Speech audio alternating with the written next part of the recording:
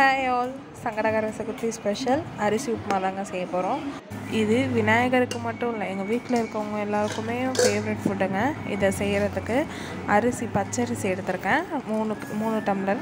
இதை ஒரு வாட்டி நல்லா அலசிட்டு தண்ணியை வடிகட்டிட்டு அதை ஒரு பாத்திரத்தில் மாட்டி 15 to 30 மினிட்ஸ் கிட்ட வச்சுக்கோங்க.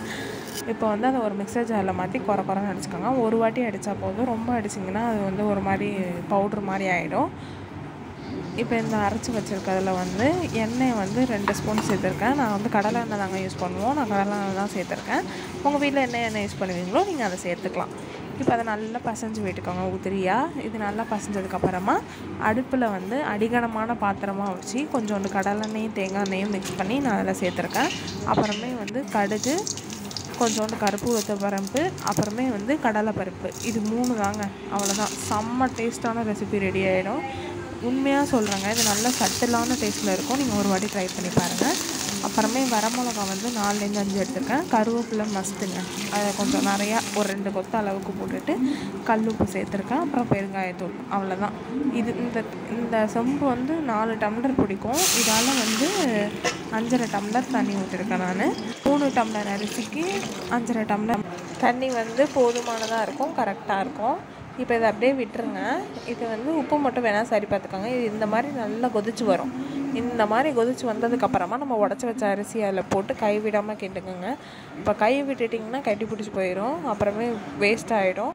இந்த அரிசி உப்புமாக்கு நான் ப்ரிஃபர் பண்ணுற சைடிஷ்லாம் என்னென்னு கேட்டிங்கன்னு வச்சுக்கோங்க. இட்லி சாம்பார், இல்லை சாதத்துக்கு வைப்போம்ல அந்த சாம்பார், அப்புறமே தேங்காய் சட்னிங்க. என்ன கோகனட் சட்னியாக இருந்தாலும் பரவாயில்ல, இதுக்கு அல்டிமேட் டேஸ்ட்டில் இருக்கும். அப்புறமே இதெல்லாம் செய்கிறதுக்கு கூட உங்களுக்கு அலுப்பாக இருந்துச்சு வைங்க, பொடி வச்சு சாப்பிட்லாம். ஊறுகாய், ஆனியன்ஸ் கட் பண்ணி இது கூட வச்சு சாப்பிட்டு பாருங்கள், சூப்பராக இருக்கும். பொடி போட்டு மூடிட்டு ஒரு 5 மினிட்ஸ் கழித்து எடுத்து பார்த்தா அதை பார்த்திங்கன்னா தண்ணியெல்லாம் ஓரளவுக்கு நல்லா அப்சர்வ் ஆகிருக்குதா. இப்போ ஒரு வாட்டி நல்லா கிண்டி விட்டுருங்க, அடியில் இருக்கிறதெல்லாம், அப்போ தான் அடி பிடிக்காமல் இருக்கும். கிண்டி இப்படி விட்டுட்டு இது இன்னொரு ஒரு 5 மினிட்ஸ் கிட்ட வச்சுட்டு அப்புறமே ஓப்பன் பண்ணி பார்த்திங்கன்னா அவ்வளோதான். இங்கே பாருங்கள், நல்லா ஒரு டெக்ஸ்டரில் ரெடி ஆகிருக்கா. இதுதாங்க டெக்ஸ்டர்.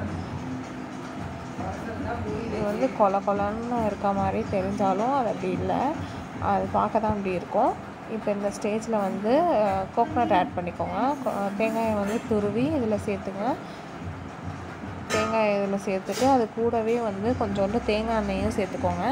இது ரெண்டுத்தையும் சேர்த்து அதை ஒரு 3 to 4 மினிட்ஸ் விடுங்க. இது அடியில் ஒரு ஆடை வரும், லைக் அதை அடி பிடிக்குது சொல்லுவோம்ல, அது லைட்டான லேயரில் இருக்கும். அது செம கிறிஸ்பியாக இருக்குங்க. நீங்கள் ஒரு வாட்டி ட்ரை பண்ணி பார்த்துட்டு எனக்கு உங்களோட கமெண்ட்ஸை மறக்காமல் கமெண்ட் செக்ஷனில் சொல்கிறீங்களா?